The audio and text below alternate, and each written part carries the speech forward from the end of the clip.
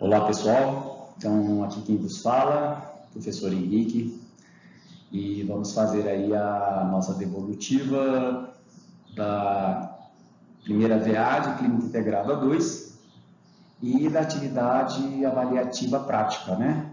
As questões de periodontia. Então a questão número 8, um caso clínico que fala de um paciente de 66 anos de idade, sexo masculino, fumante, 20 cigarros por dia há mais de 20 anos e é atendido na clínica de serviço público municipal. A queixa principal dele era que os dentes estavam amolecidos, muito tártaro e mau hálito, apesar de não perceber sangramento gengival ao escovar os dentes. Aí é pedido, né? Diante desse quadro, o que a gente pode afirmar? Vamos lá. Na letra A, fala que o diagnóstico provável é de periodontite padrão molar incisivo. E justifica que isso pelo fato de não sangrar, né, ao paciente escovar. E que isso é uma característica desse tipo de doença. Está tudo errado aí. Essa alternativa, do início ao fim, a afirmação está desconexa, né? A gente não pode dizer que, primeiro, seria um caso de periodontite molar incisivo, sendo que não foi falado de nenhuma profundidade de sondagem ou perda de inserção, só que os dentes estavam com mobilidade. E a relação do ato de que não há sangramento ser característica dessa doença também está fora. Vamos ver a letra C. Podemos afirmar que o caso está se referindo a um quadro de periodontite estágio C, o estágio 3, grau B. Vamos parar um pouquinho aqui e refletir. Por que periodontite estágio 3, grau B, também sem ter nenhuma relação com bolsa periodontal ou perda de inserção? Não foi dado isso, né, na questão, né? Então, quando for assim, gente, vocês podem descartar. Lá no enunciado não falou profundidade de sondagem, não falou perda de inserção, nível de inserção clínica, né? Continuando a frase da letra C, então, cujas características são de maior prevalência em adultos, associadas a um padrão microbiano específico de progressão lenta a moderada. Tudo também desconexo nessa letra C.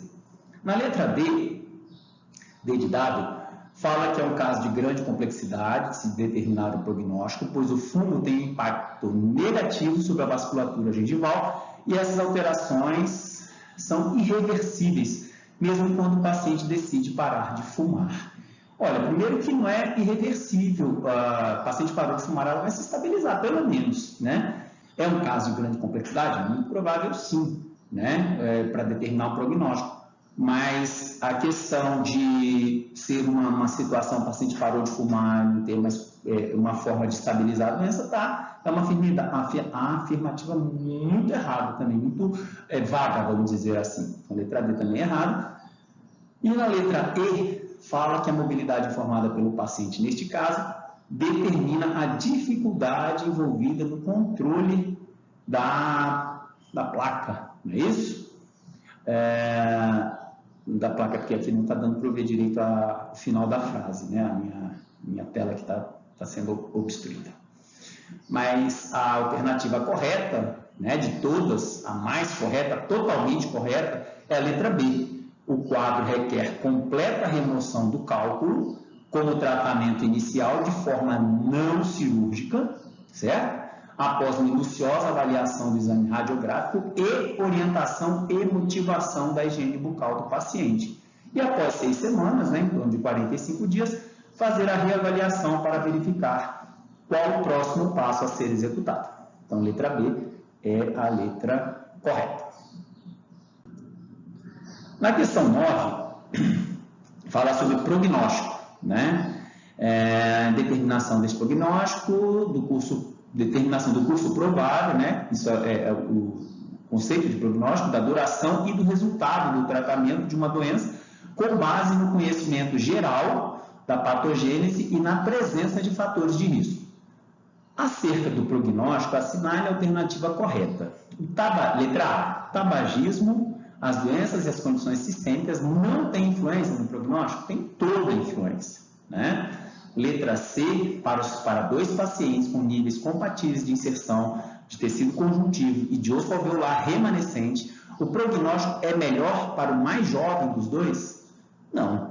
Imagine um paciente com muita perda, 2 pacientes, né? Um jovem e um mais velho, com muita perda de inserção e bolsa periodontal. O prognóstico para o mais jovem é sempre o pior, porque é sinal de que a doença nele é mais agressiva. Letra D, o prognóstico para a periodontite estágio 1 ou 2, mesmo com inflamação podendo ser controlada por meio de uma boa higiene oral e da remoção dos fatores locais retentivos de placa, é desfavorável? Não, está errado, pessoal.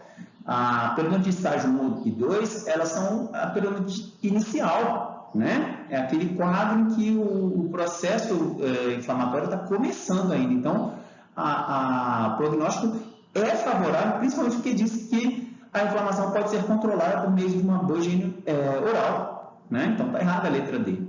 Assim, a letra E, todas as alternativas estão incorretas? Não. Por quê? Porque a letra B diz que o prognóstico para pacientes com gengivite associada somente à placa, somente ao biofilme, é bom, contanto que todos os irritantes locais tenham sido excluídos. Então, mais que lógica essa afirmativa, né? Letra B, na questão 9, é a correta. Na questão 10, diz que, sobre a atual classificação das doenças e condições periodontais, né, de 2017.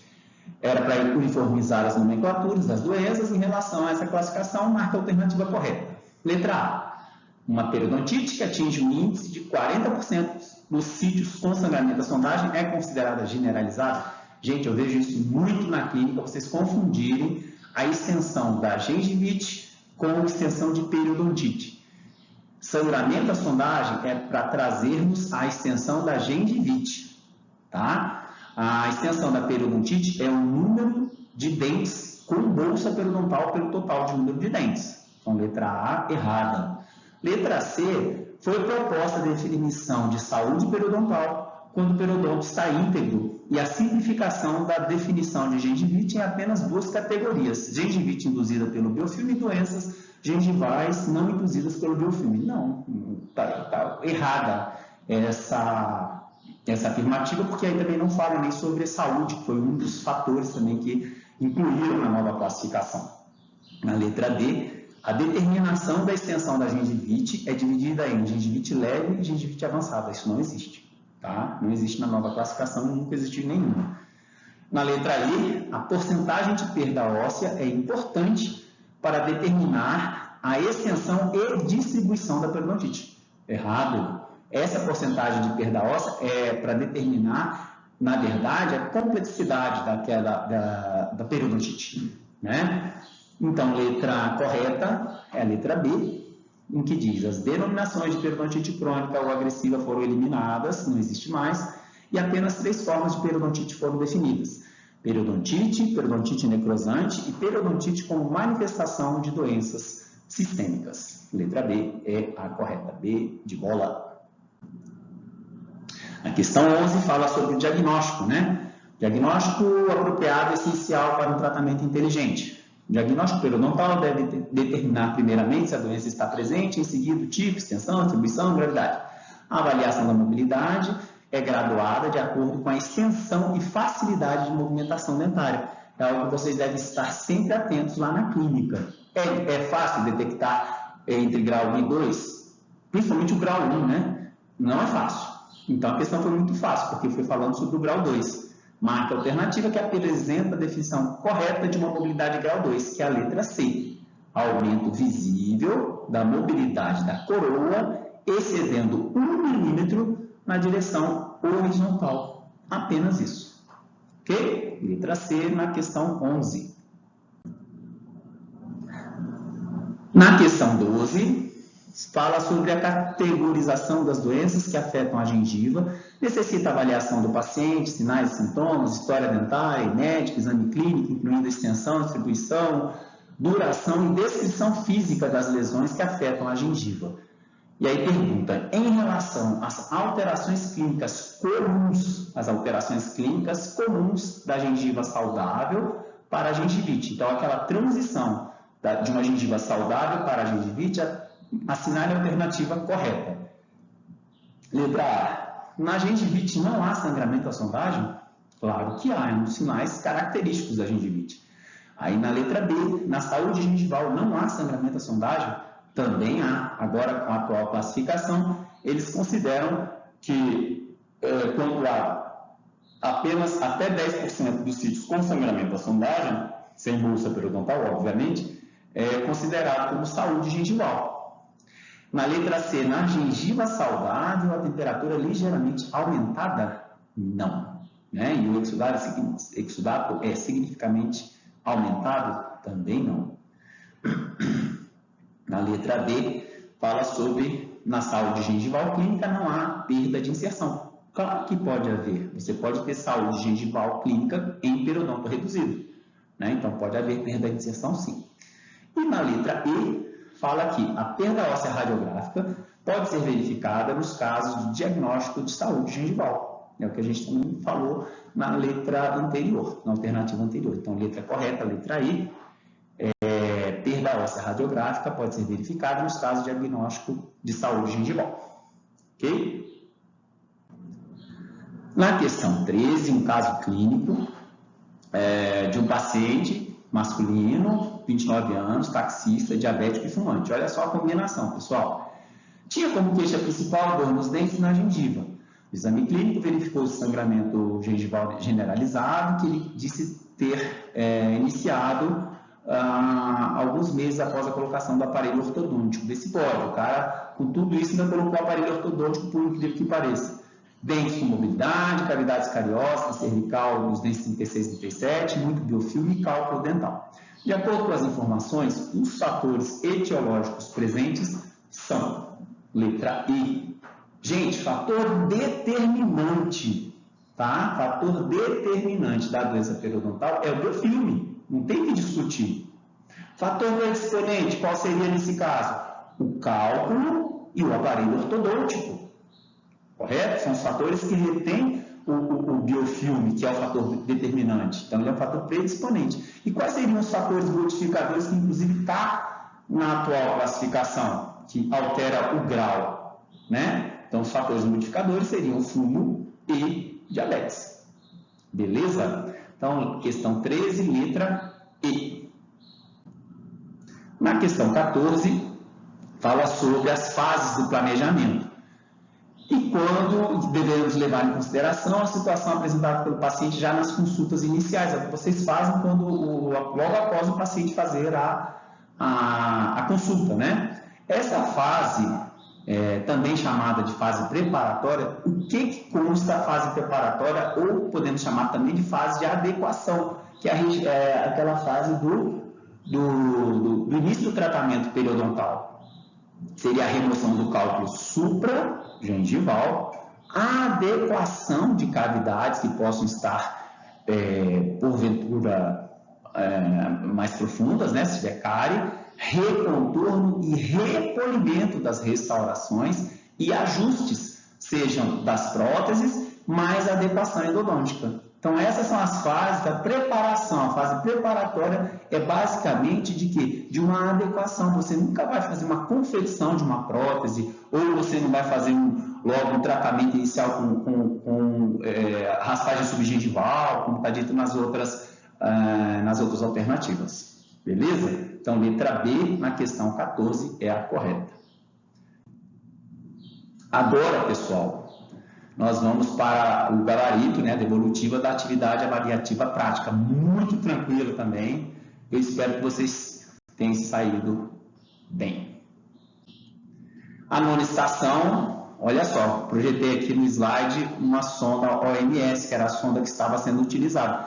Pessoal, precisamos saber a marcação dessa sonda. Foi colocada uma sonda no sulco gengival, né, e pediu qual seria a profundidade da sondagem, né? Poxa, se eu sei que na marcação da tarja preta, quando começa a tarja preta, eu estarei com 3,5 a 5,5 milímetros, e a tarja preta, no caso aqui, está totalmente exposta, então, batata essa questão. A letra A fala 5, a letra B fala 4, a letra C fala 7 e a letra D fala aproximadamente 6 milímetros. Pessoal, não chegou na tarja preta e a partir da tarja preta teríamos 3,5 milímetros. Obviamente que a letra E é a correta. Aproximadamente 2 milímetros seria a profundidade dessa sondagem com a sonda OMS. Faz-se sondagem com a sonda OMS? Faz-se exame de periograma com a OMS de profundidade de sondagem? Não.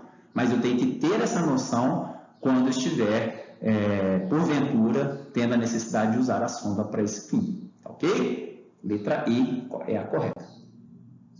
Na 10ª estação, também uma questão muito fácil para identificar o nome da sonda utilizada, obviamente, OMS, e a estrutura que está sendo sondada. Eu até pedi para considerar algumas colocações que fizeram, acho que colocaram, eu não lembro quais foram os termos que colocaram, mas eu pedi para considerar alguma coisa. Na verdade, o mais correto aí, a estrutura que está sendo sondada, é a mesma imagem da estação anterior, é o sulco gengival, pessoal. Um sulco gengival irritado, né, inflamado, que está sangrando. Ok? Margem gengival poderia? Eu acho que foi considerado. Na 11ª estação, pessoal, é sobre o nível de inserção clínica de cada sondagem que está sendo feita. Pessoal, questão dada também. Olha só, na letra A, eu estou sondando ali uma área que está com crescimento gengival. Qual que é a nossa referência? Não é a junção semente-esmalte? Então, se a medida ali está acima de quantos milímetros for, você vê que é tudo crescimento gengival. Então, o nível de inserção clínica é 0, ok? Já na letra B, você vê que a sonda entrou em torno de 3 milímetros, tem todas as marcações aí para vocês conferirem.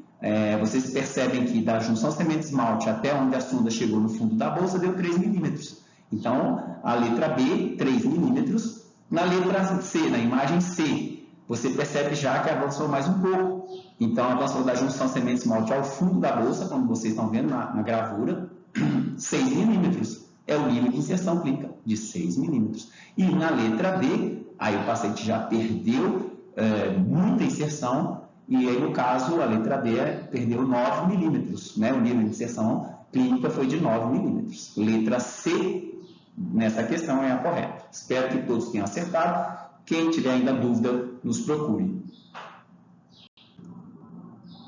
Na 12ª questão dada também, né, pessoal? Isso aí a gente está fazendo com os meninos lá na periodontia básica, né? Paciente para raspar o segundo cessante, né? Ele fica em 12 horas no apoio convencional e naturalmente é uma cureta 5-6, se vocês observarem bem, primeiro que é a cureta indicada para essa região, alguém poderia ter colocado Mini 5. Pela ponta ativa da cureta, você percebe que não é a Mini 5, é uma cureta Grace 5-6 convencional.